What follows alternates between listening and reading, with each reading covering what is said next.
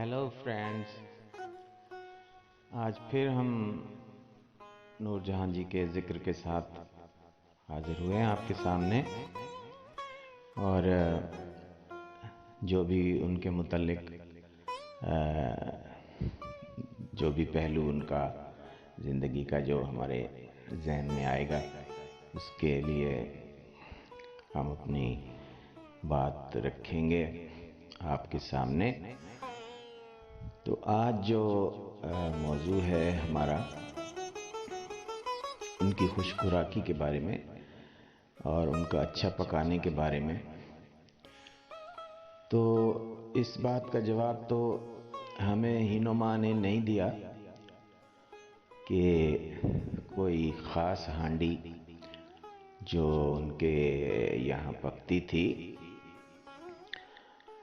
जिसका जैसे वो हांडी ख़ास थी, ऐसे वो उस हांडी को जानते भी ख़ास ही लोग हैं, हर एक को नहीं पता इस बारे में। तो मेरे वालिद 46-47 में बॉम्बे फिल्म इंडस्ट्री में फिल्म में काम करने के लिए चले गए, और वहाँ उन्होंने शिकारपुरी, मेरे भगवान और एक और फिल्म थी, 3-4 फिल्मों में उन्होंने छोटे छोटे रोल अदा किए। और इसी दौरान फिर वो पार्टीशन हो गई। तो बाबा जानी जब वहाँ गए तो वो सुरैया जी के यहाँ जाके रहे वहाँ। तो मेरे मामू पहले वहीं सुरैया जी के पास रहते थे, और पाकिस्तान से भी उनकी जान पहचान थी सुरैया जी से, तो वो वहीं रहते थे। और उस वजह से उनको जल्द ही उनकी मुलाकात नूरजहां जी से हुई, और अक्सर वहाँ मुलाकात रही उनकी।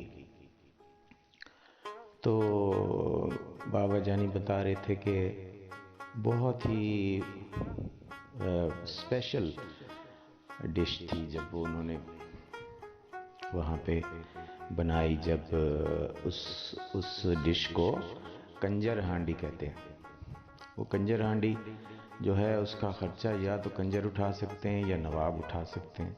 उस पर बहुत ख़र्च आता है, जिसमें मसलन ज़ाफ़रान जैसी चीज़ें और इस तरह की बहुत नायाब चीज़ें जो बहुत महंगी होती हैं, वो डाली जाती हैं। तो उस दिन दिलीप कुमार साहब भी खाने पे मदऊ थे, और बाबा जानी भी वहीं थे। तो उनको भी वो शर्फ हासिल हुआ उस डिश को खाने का। उन्होंने कहा, मैं भूला नहीं हूँ वो जायका कभी भी। तो उसके बाद फिर वो पाकिस्तान आ गए। तो बस फिर उन्होंने काम फिल्मों में नहीं किया, और लेकिन अक्सर उनकी नूरजहां जी से मुलाकातें रहीं।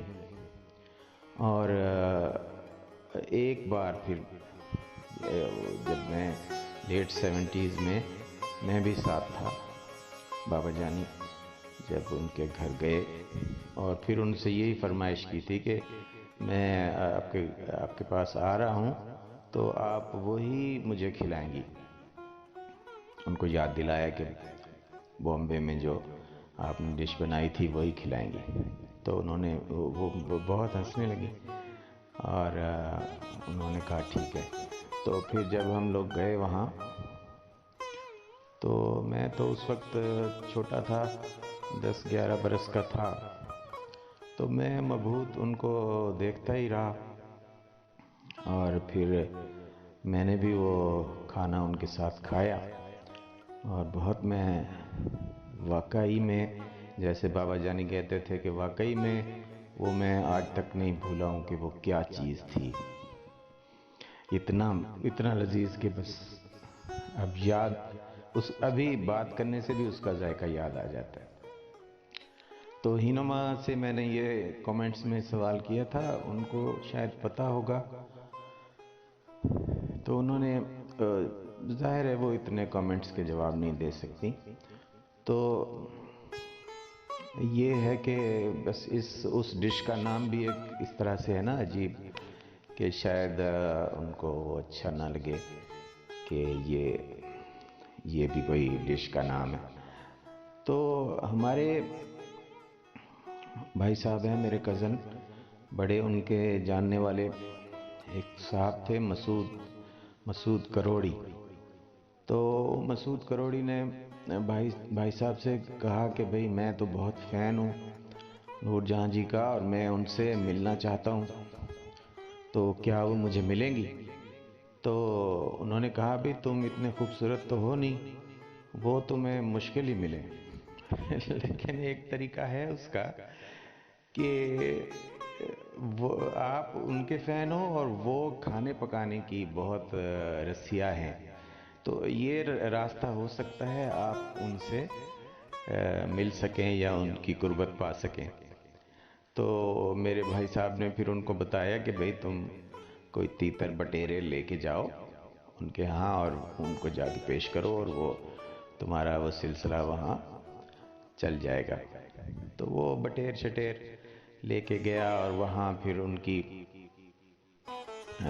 उनको पेश किए, तो उसकी काफ़ी जगह बन गई। मसूद करोड़ी बहुत करीब रहे उनके और अक्सर उनसे मिलते रहे, और उन्होंने अपनी सेटिस्फेक्शन कर ली फ़ैन होने की, और मुलाकात का शर्फ हासिल कर लिया, और आखिरी दिनों तक वो जाते रहे, उनसे मिलते रहे, और वो भी बहुत खुश होती थी। असल में वो एक बहुत नरम दिल खातून थी, और उनको पता होता था कि किसको मैं टाइम दूं किसको नहीं दूं।